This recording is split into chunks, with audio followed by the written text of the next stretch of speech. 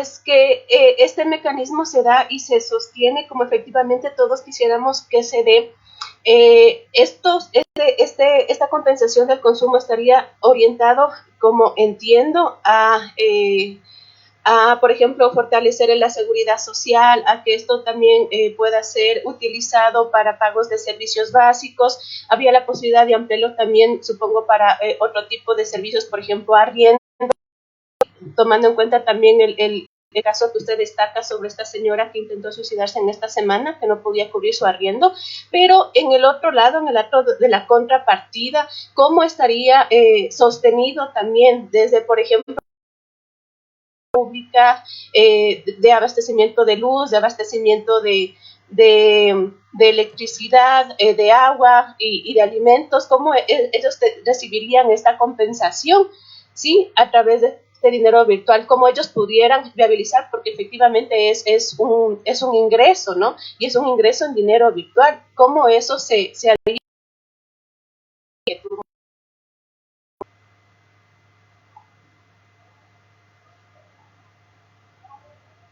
Asambleísta, por parte de la Asociación de Municipalidades del Ecuador, también tienen inquietudes. Le damos paso a... Sigamos, por favor, sigamos dando la palabra a quienes han levantado la mano. Verónica Chávez, entonces, está solicitando la palabra. Verónica. Gracias. Buenas tardes con todos y todas. Economista, directamente una pregunta. Si bien el programa está planteado como un auxilio, como usted lo indicaba, al tema de la fiscalidad, eso implica a no financiar ese gasto desde el presupuesto general del Estado. En esa perspectiva de pensar que es un programa emergente para atender y cubrir rápidamente las necesidades de la población en esta época de pandemia, este programa, este proyecto que tienen ustedes, ¿para qué tiempo estaría programado? Y si es que tendría una estrategia de migración o de traslado, digamos, de este subsidio para ser trasladado al registro en el presupuesto general del Estado. Y en ese momento, ¿cuál serían el mecanismo de financiamiento? Eso, nada más. Gracias.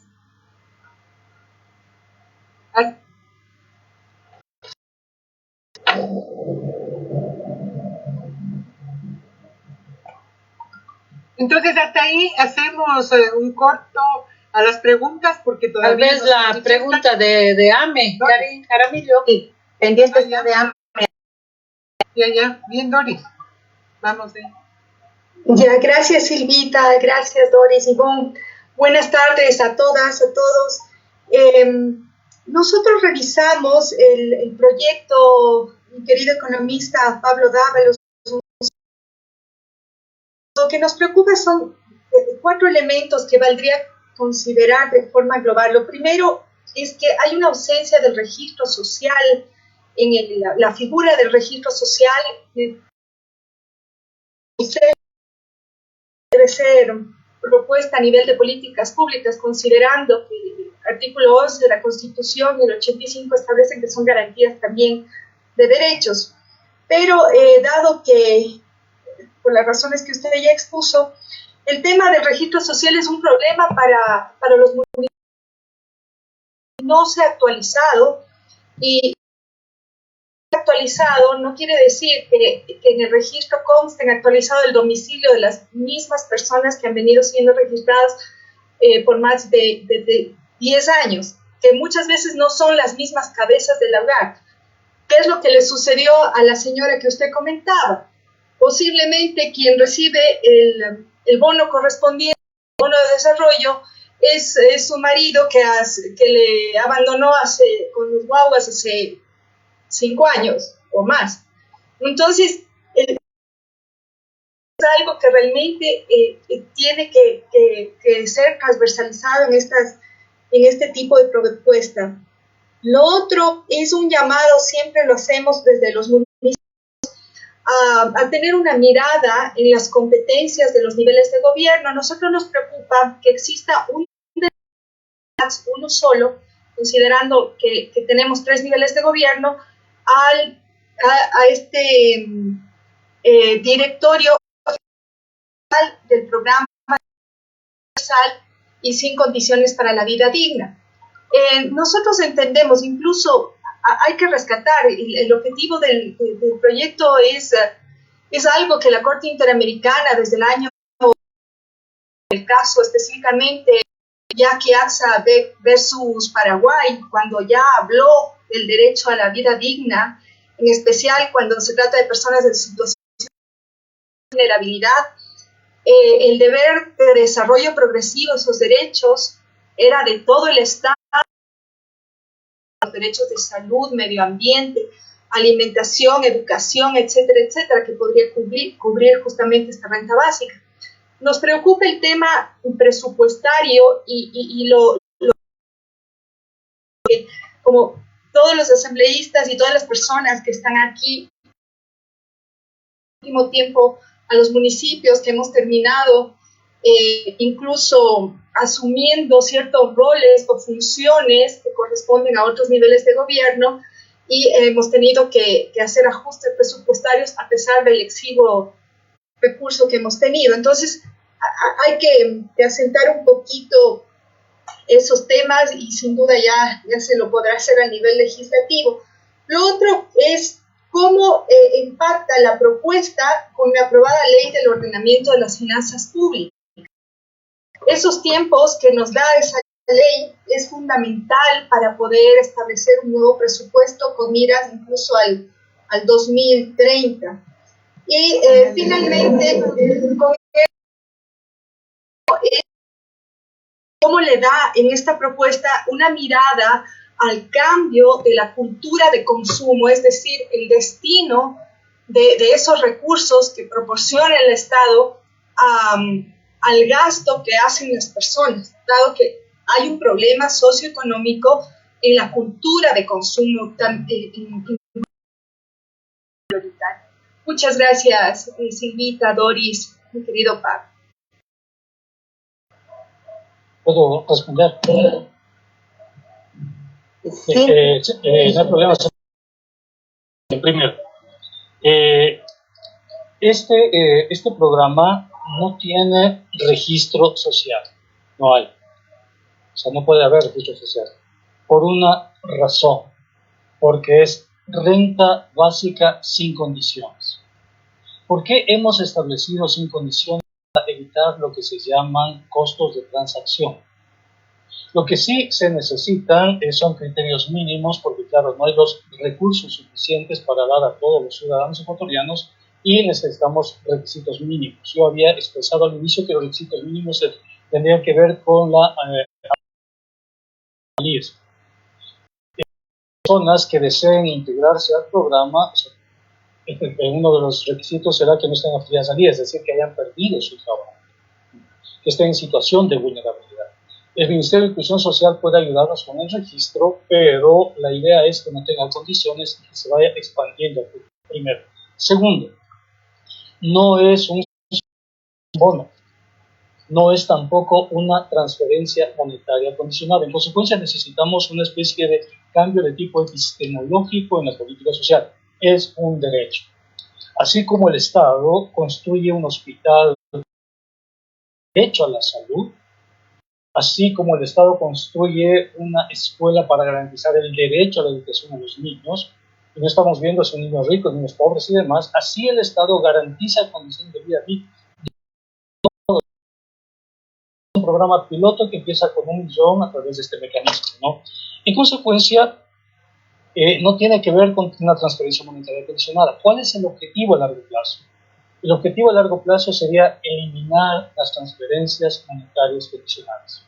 Todo el enfoque de subsidios y transferencias, y migrar de las transferencias monetarias condicionadas a la renta básica. Si con $400 millones mensuales podemos garantizar a 1 millón de personas, imaginémonos lo que podemos hacer con los 700 millones del bono de la pobreza. Entonces, eso significaría que podemos ampliar la cobertura al menos a 2 millones de personas. Y como de un derecho, los derechos no se agotan. El derecho a la educación no se agota. Se privatizan los derechos en constituciones no liberales, pero en un Estado constitucional de derechos y justicia los derechos se garantizan y se ejercen. Entonces el Estado tiene que garantizar el derecho a la vida digna. Nosotros partimos del derecho a la vida digna, en consecuencia las transferencias monetarias tienen que eliminarse. Por una razón, generan costos de transacción a la población una condición de pobreza de la cual no sale. La gente tiene que ser pobre para recibir la transferencia. El rato que ya no eres pobre, no recibes la transferencia. Y eso te deja en situación de vulnerabilidad, porque el momento que a nivel marginal un dólar más y sales del registro, estás fuera. Aquí no. Por eso lo importante de esta propuesta es cambiar de paradigmas, cambiar de marcos de política, ¿no? ¿Qué tiene que ver con el programa de dinero electrónico? El gobierno anterior efectivamente intentó un programa de dinero electrónico que no es lo mismo que nosotros estamos proponiendo. ¿Por qué? Porque el usuario recibe cuenta en el Banco Central.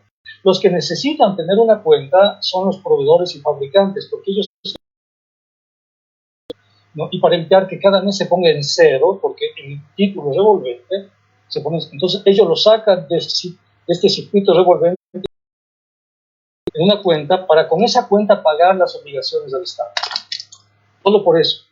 El gobierno anterior quiso utilizar el dinero electrónico a través de cuentas que los usuarios tenían que mantener y canjearlos con los dólares. Esto no. Aquí el dinero electrónico es un mecanismo de pago. ¿Por qué? De la misma forma que estamos pagando, por ejemplo, Uber. ¿Cómo pagamos Uber? Pagamos con esto, Uber. Con el celular pagamos Uber. ¿Por qué estamos utilizando el celular? La salud de las personas. ¿Es un medio de pago electrónico? Sí, es un medio de pago electrónico. ¿Se registra? ¿Es dinero electrónico? No, no es dinero electrónico. Es un medio de pago electrónico que se genera, se crea, se consume la salud de las personas. Y forma parte de las nuevas iniciativas. La idea es que a futuro, en un año, 2 años, cuando esto simplemente todas las transacciones sean así. Que los bancos no tengan ventanillas, salvo que sean ventanillas de atención. Que tu tiempo se respete. Que no tengas que hacer 3 horas de cola en un banco o ir de un banco a otro, sino que todo está aquí. Y de hecho ya estamos transitando acá, ¿no? Tania plantea unas cuestiones técnicas, por supuesto. Tania tiene que ver con la demanda agregada, pero veamos el efecto el ingreso en el empleo. Tú sabes la relación, Tania, que existe entre ingreso y empleo. El ingreso es una función de se produce el clic. Porque una vez que la gente tiene ingreso, se acuerdan el circuito que había enseñado, con ese ingreso la gente consume. Y ese consumo se convierte en las ventas de las empresas. Hemos hablado con algunos empresarios que están contentos con el programa. Hemos hablado con tiendas, las 140.000 tiendas estarían felices de participar. Nos está ayudando por el trabajo algunas personas de la economía popular y solidaria. Forma parte del diseño de esta propuesta Juan Carlos Urquidez, por ejemplo, que es gerente de Jardín Azuayo, la segunda cooperativa más importante de este país. Entonces, sí, hay un apoyo en este sector y no es, no estamos haciendo emisión de dinero. Por diferencia de los bancos que emiten, como diría alguien de la nada, lo que nosotros estamos es garantizando un consumo para una oferta que está lista ahí. Hay una demanda insatisfecha, hay una oferta que está subutilizada, que inmediatamente que hay esos recursos, esa oferta se expande, inmediatamente se entra esa emisión monetaria. El sistema es un circuito cerrado, no tiene tasa de interés, o sea, no hay el vector de tasa de interés que atraviesa el sistema. En consecuencia, el sistema es sustentable, se va autorreproduciendo en el tiempo, puede durar el tiempo que ustedes quieran. ¿Cuánto va a durar esto? Es que si la Asamblea lo reconoce como derecho, dure toda la vida. Porque los derechos no tienen que ver con la vigencia de un partido político, de un presidente, de una asamblea, de un sistema político, tiene que ver con la existencia misma de los ciudadanos. La Asamblea, en este sentido, está a punto de inaugurar el derecho a la vida digna en este país. Algo que es consustancial al régimen del buen vivir, consustancial al Estado constitucional de derechos y justicia, a la Constitución. La Asamblea va a poner en 1940 que garantiza el sistema integral de